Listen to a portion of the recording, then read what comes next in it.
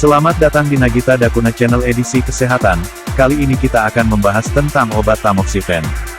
Tamoxifen adalah obat untuk mengobati kanker payudara.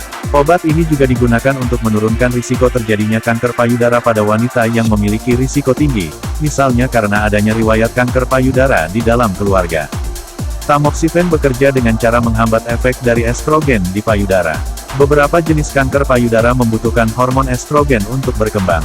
Cara kerja ini bisa digunakan dalam pengobatan kanker payudara dan pencegahan terjadinya kanker payudara pada perempuan yang berisiko tinggi. Selain itu, tamoxifen juga dapat merangsang ovulasi, sehingga bisa digunakan dalam pengobatan infertilitas pada perempuan. Merek dagang tamoxifen yaitu Tamofen. Obat tamoxifen termasuk obat kategori D. Ada bukti positif mengenai risiko terhadap janin manusia, tetapi besarnya manfaat yang diperoleh mungkin lebih besar dari risikonya, misalnya untuk mengatasi situasi yang mengancam jiwa. Belum diketahui apakah tamoxifen dapat terserap ke dalam ASI atau tidak. Bila Anda sedang menyusui, jangan menggunakan obat ini tanpa memberi tahu dokter.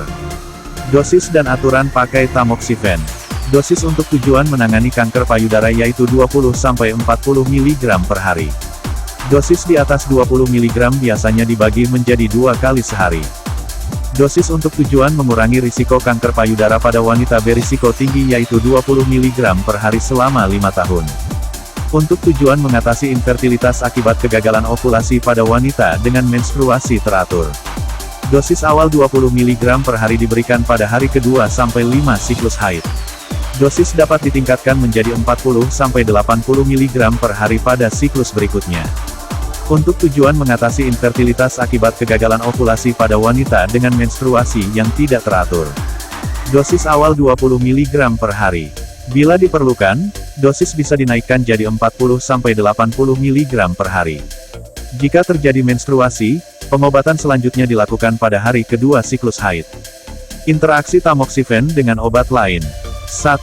Peningkatan risiko terjadinya perdarahan jika digunakan dengan obat pengencer darah seperti warfarin. 2. Peningkatan risiko terjadinya penggumpalan darah jika digunakan dengan obat anti kanker lain seperti doxorubicin, daunorubicin, atau vincristin. 3. Peningkatan kadar tamoxifen dalam darah jika digunakan dengan bromokriptin.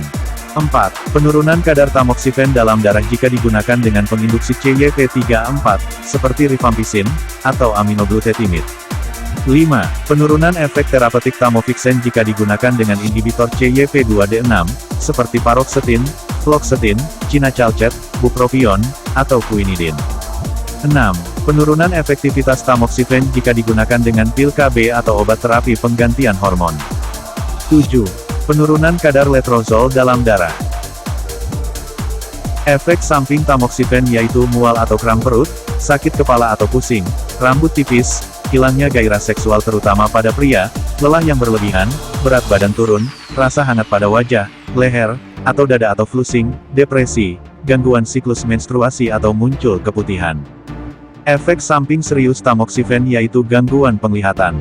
Seperti pandangan kabur, tunnel vision, atau nyeri mata, munculnya benjolan baru pada payudara, munculnya perdarahan di luar siklus menstruasi atau gangguan siklus menstruasi, penyakit liver yang bisa ditandai dengan gejala, seperti penyakit kuning, sakit perut, lelah yang berlebihan, atau hilang nafsu makan, tingginya kadar kalsium di dalam darah yang bisa ditandai dengan gejala, seperti konstipasi, otot lemah, nyeri tulang, rasa lelah, bingung, atau lemas. Konsultasikan ke dokter jika efek samping tak kunjung reda atau justru semakin memburuk.